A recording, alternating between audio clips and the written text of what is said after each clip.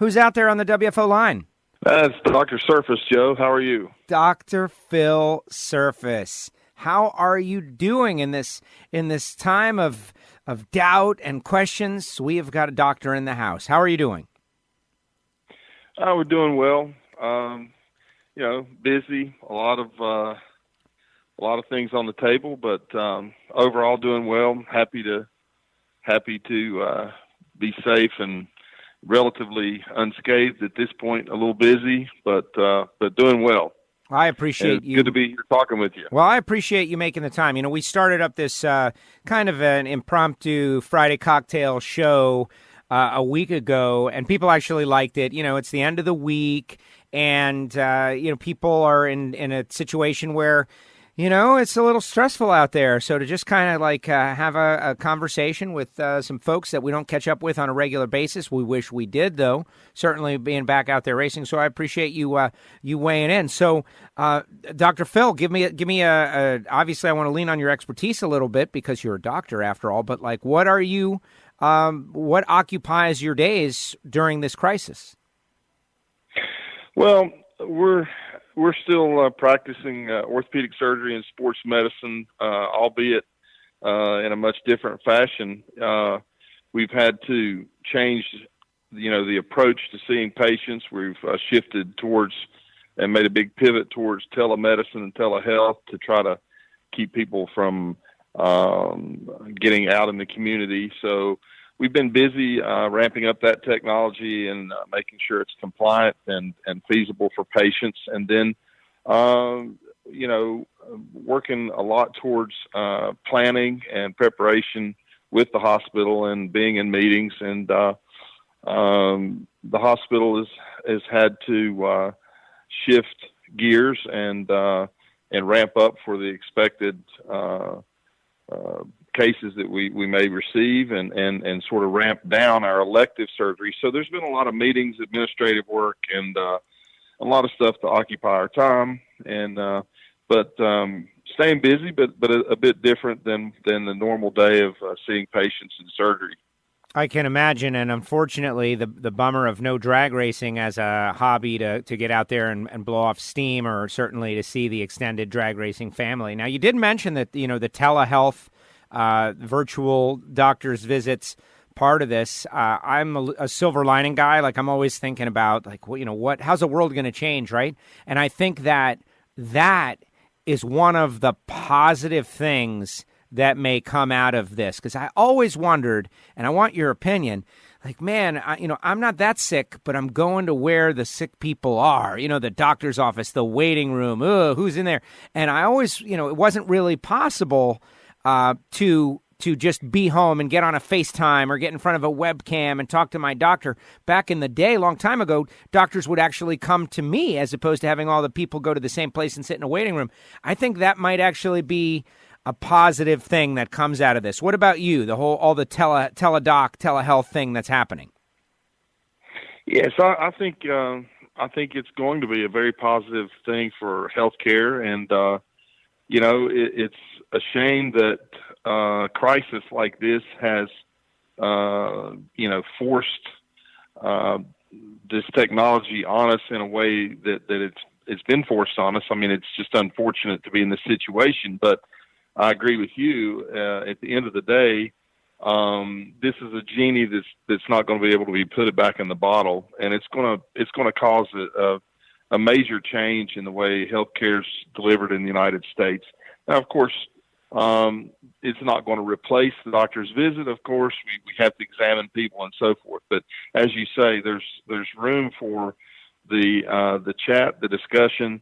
And the technology allows for the physicians to observe and can direct a patient to do a self-guided physical exam.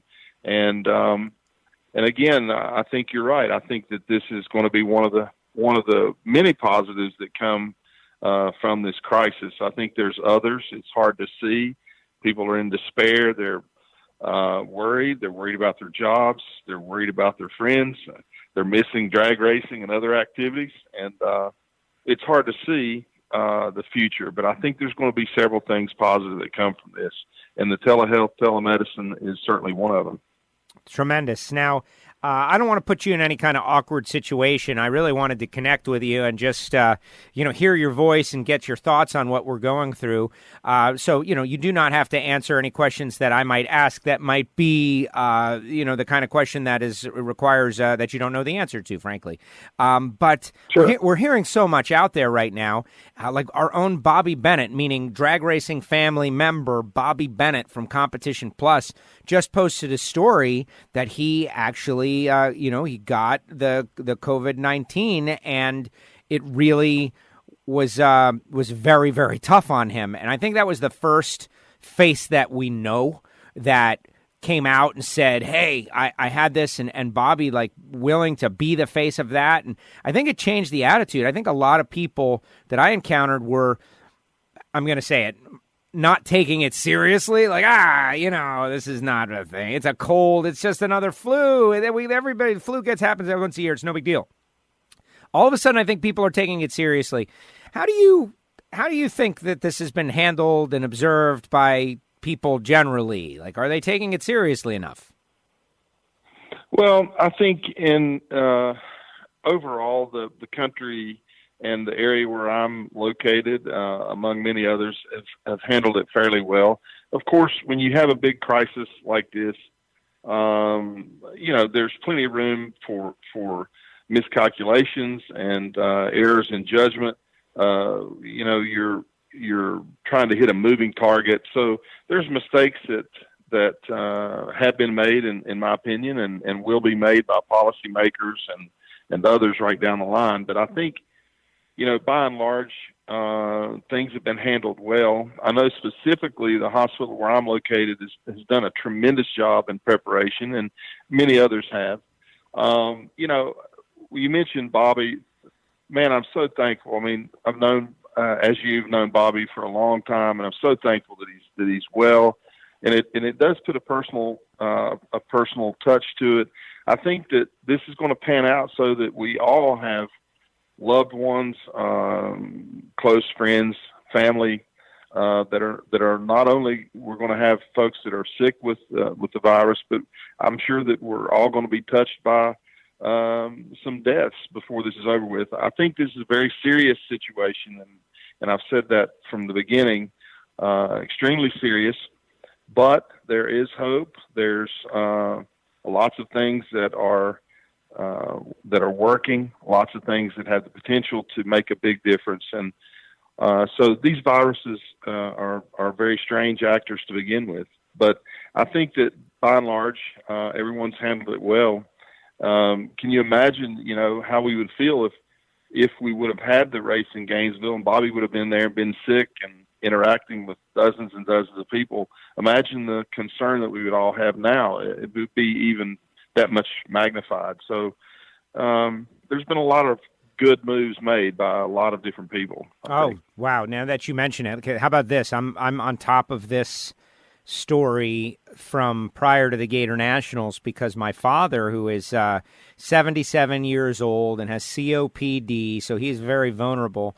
We've been watching and tracking the progress of this. And we also had, and I think I've told you this, a 40-year consecutive streak, father and son, going to this race together, and we have had some like really tough years where we overcame many obstacles to go to the race. And so this would have been our 41st consecutive year.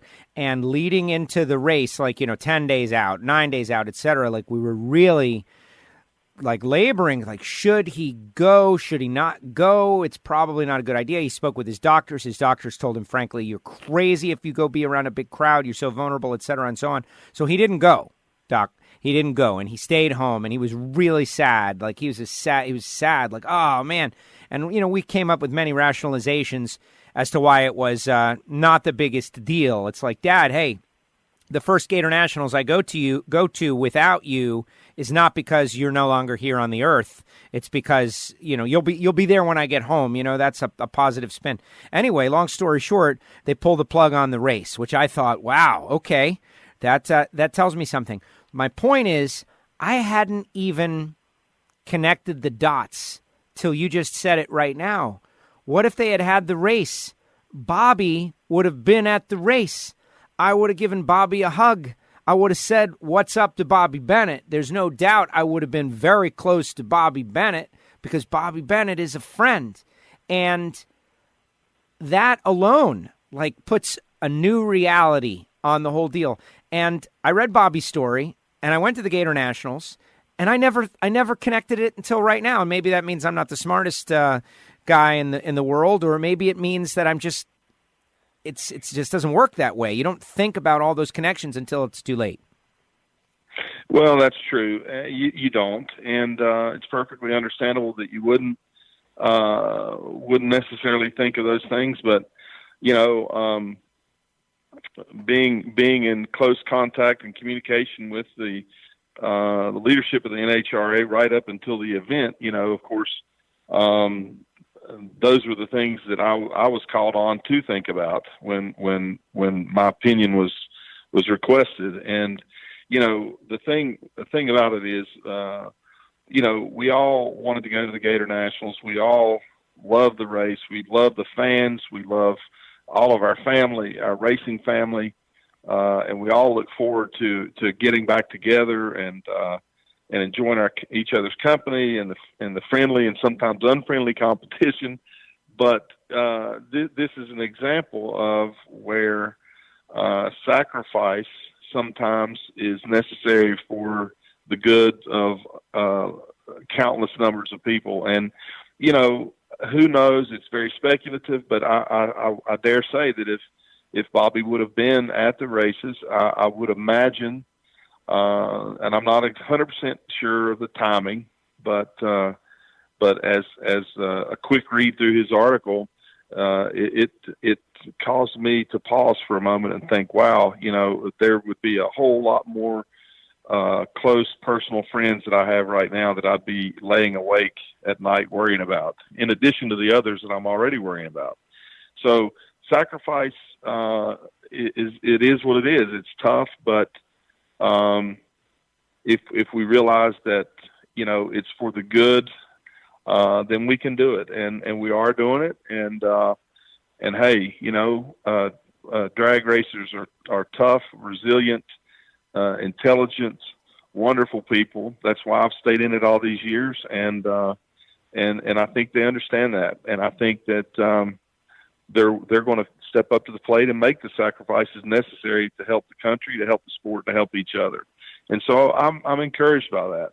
I hope so. I hope that is the case.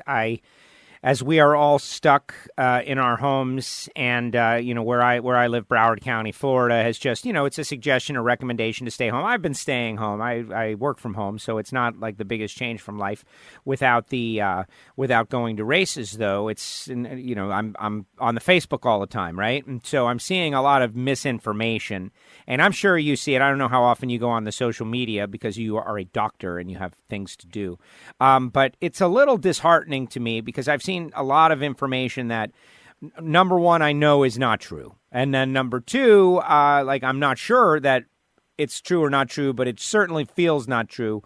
And then three, just what I would call just taking it lightly, like when our friends in California are asked to stay home, they're like, no, man, I want to go to work. Work is more important. I'm going to work. Who cares what they say? That's the kind of stuff that's bugging me a little bit. Yes, it bugs me some too. Here in West Virginia, where I'm based, we have basically a lockdown. I mean, only necessary services are open, and everyone's supposed to be staying at home. Not everyone's following along with the recommendations, and I think we're going to find that everywhere. But the misinformation that's out there, there's a lot of it, but to give the public credit, both on social media and others that I've talked to, immunology and epidemiology is very, very difficult to understand. It's statistical based, and a lot of the statistics are weird and difficult for a lot of folks. And the biology of viruses is just it's weird. And so it's hard to understand. And I think that makes it more tough to comprehend what's going on. And I think that lends itself to a lot of speculation and a lot of wild accusations, a lot of grasping at false straws and so forth. But it's a tough, complicated subject to begin with, and I've been spending a lot of my time trying to put the science into terms that people can understand, patients can understand, family, friends, of course. A lot of people are looking to me as sort of, hey, interpret this for me, and I've spent a lot of time looking at it and trying to come up with some homespun, I guess, explanations. So it's a challenge to even do that, and I don't understand all of the. I'm not a virologist. I'm not an epidemiologist, but it's tough, and so it creates a lot of room for speculation. Well, exactly. I received today, and you don't have to comment on this, but it is something that I just got, and I've only started to notice today, something about ibuprofen, right? And obviously I instruct everybody to do as much research as you can, but I all of a sudden was hit by a wave of information about ibuprofen and its relationship to this. And now I don't know if it's true or it's not true, or who knows, maybe others are seeing it, but just a perfect example of a wave of information that has hit me, and now I have to process. Right. Well, there's a lot of that information out there, and most of it has a kernel of truth to it. I'm familiar with the ibuprofen and the related drugs and how it's been reported to have adverse outcomes or to negatively influence the course of the disease in people. And I think there's probably something to that. The problem is that in all of these patients, there is hundreds of variables. Every person that walks in a hospital, every person that walks into my office every day has their own set of variables. Every person reacts differently to every different drug, and so the challenge becomes trying to associate inputs and outputs, and so. What's getting reported a lot now is a lot of associations. I don't think we know enough about this disease to have proof of anything really, other than it's extremely easy to transmit, and it has a significantly bad course in a significant number of people. But we haven't had time to really sort out all of the facts of the matter. But typically there is something to these things. There is a kernel of truth to them, and sometimes there's a huge truth to them. I think, examples of the chloroquine and hydroxychloroquine and other medications and all fall in that category. I think that there's probably a good bit of promise there. I think that anecdotally we're seeing things that are have the appearance of being helpful, and time will tell. But you have to be careful, in what you read. There's no question. But clearly, some of the things that we're doing are making a difference. It's someone today was asking me about the idea of trying to decrease the slope of the curve. And I think most everybody understands this on a pretty good level. But this guy that was talking to me didn't understand it, and he thought that we should just let the disease run its course. It would be over quicker. And I told him that he was right. It would be over quicker. We would pass through this a lot faster, but we would have a lot more terrible stories. And he said, well, explain it to me. And I said, well, imagine if I had a 55-gallon drum of badness, whatever it was, right? I've got a 55-gallon drum of this badness. Well, I can dump it on you all at one time, or we can siphon it out slowly through a garden hose and trickle it over you. Which one would you rather? Which one can you deal with the best? Oh, I hadn't thought of it that way. So there's a lot of the epidemiology is weird. A lot of the information is strange and hard to comprehend. But there's a lot of good people working on it. There's a lot of people that I have confidence in, both nationally and locally, and I think we'll get through this. It's just going to be tough. I think it's going to get worse before it gets better.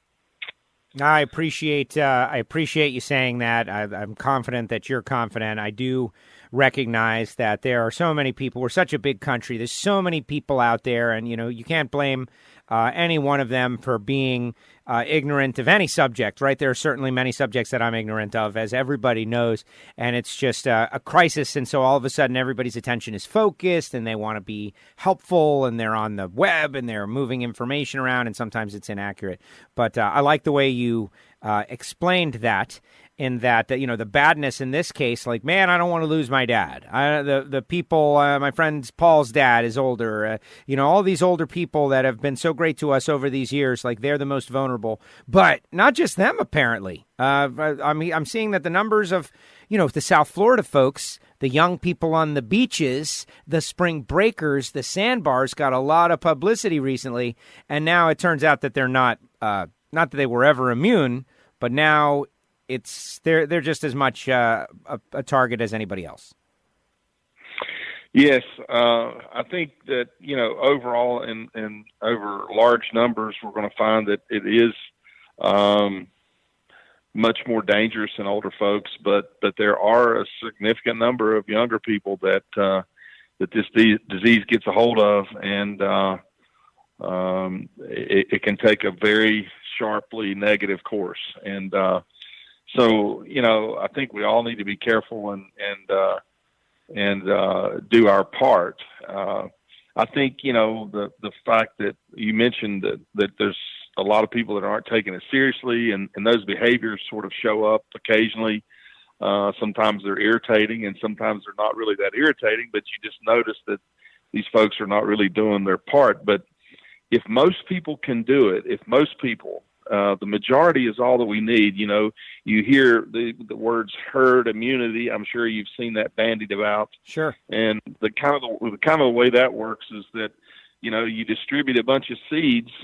You throw a bunch of seeds to the wind, and the seeds have to land on fertile, moist soil before the plant grows. And sort of herd immunity is that way. So if you take the majority of people that do the right thing, there's a lot of seeds that fall on unfertile ground, right? So you don't have to have 100% of the population behaving themselves. You just have to have a large majority.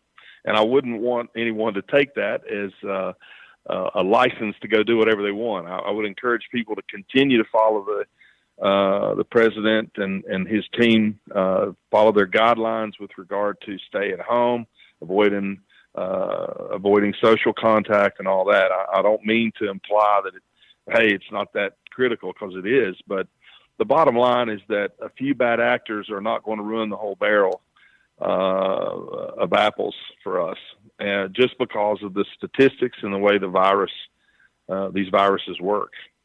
Well, that is great news. Now this, Friday cocktails, right? It's a light conversation, except we're in a very serious situation. And so I appreciate your very serious and sober analysis. And that's why I wanted to have you on. Like, this is the perfect time to have you on. But let's shift gears a little bit to our mutual hobby, which is drag racing and race cars. As excited as we were to go to the Gatornationals, didn't work out, but we do have a revised schedule out now. Gainesville, June 5th through 7th, and a race season that is going to include ultimately 19 races, 17 yet to run, assuming we get back out there. I hope that is the case. I'm willing to accept whatever happens, but no countdown, right? No points reset. A lot of kind of one-off 2020 specific things going on that makes it very interesting. It does. It makes it very interesting. And, it's another situation for optimism. I mean, I think that it adds some excitement. It adds a new twist. It adds something a little different. It's allowing us, some may say forcing us to think outside the box a little bit. It's forcing the NHRA to think outside the box. And And so I think it's an opportunity. It's an opportunity for us to see, how we can react to change and how we can perhaps have opportunities to learn from it. I think I've been in close contact with the leadership team. Of course, I'm always in contact with them and work with them all year long. But lately, a lot of close contact, and I will say that I applaud their work. I think that they've done a good job with the situation that they were dealt, and I think it's worth saying. I don't know whether everyone will agree, but I think it's worth giving those folks a pat on the back. It's a tough situation that they're in, and they've done a good job with it. So I think next year, the rest of this season is an opportunity for us to do things a little different, and that's exciting. And I think the fans, it's going to be a little different for them, but it's an opportunity for us to learn and do things a little different. Absolutely. No, I'm excited about it, and we got to get through this before we get to that, but at least we've got something good waiting for us on the other side. Yes. Dr. Phil, thank you so much. How's Leanne doing? Oh, she's doing great. She's putting in a lot of hours, but she's on the management team of the hospital, so she's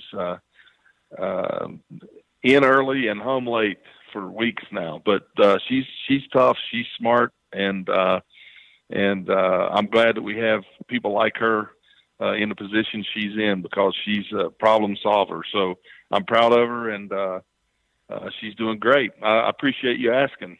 Well, of course, you guys are like a unit. We have come to expect to see you guys together out there at the racetrack, and I appreciate it. Just want to get back to that world, and I know everybody does also. Now, listen, this is a casual conversation here. We've got you booked for some time in the future, because we are going to have a conversation about crash dynamics. You and I have been talking off the record at these racetracks. I've got one listener, Dr. Phil. Let's tease it a little bit, right?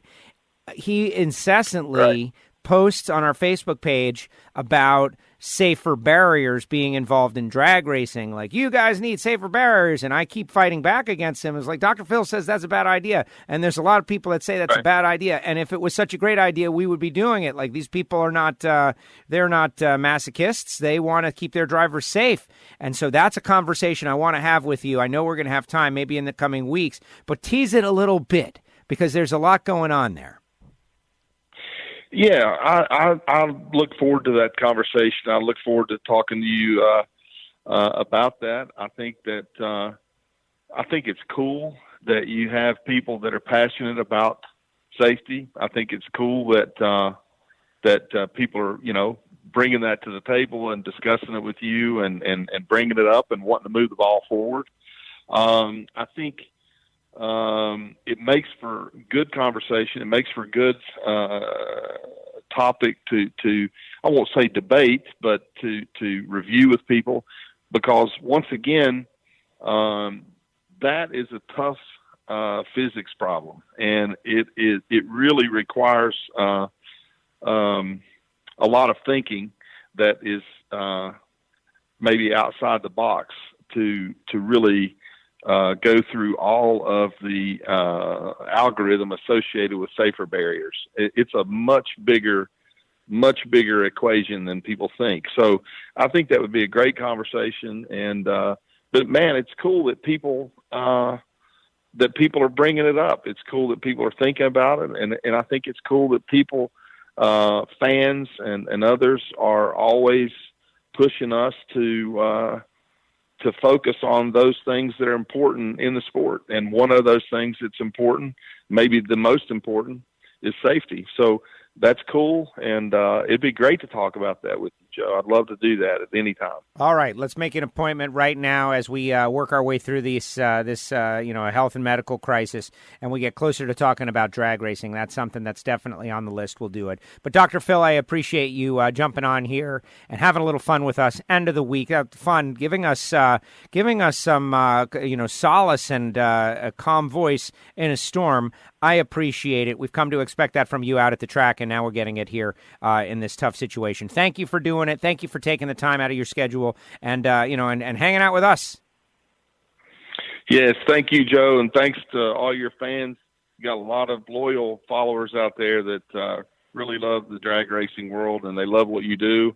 And I want to say that I really appreciate them being there for all of us in the sport. And thanks for having me, Joe. Be safe, be careful. All the fans out there, please take care of yourselves, take care of your loved ones, and look for opportunities in this problem. And we're going to get through it. So have a good one, Joe, and thanks for having me on. Thank you, Dr. Phil. Dr. Phil Surface, one of the great people out there in the world of the NHRA who is very smart and very serious, but loves drag racing. And early this week, I thought this is the guy to have on.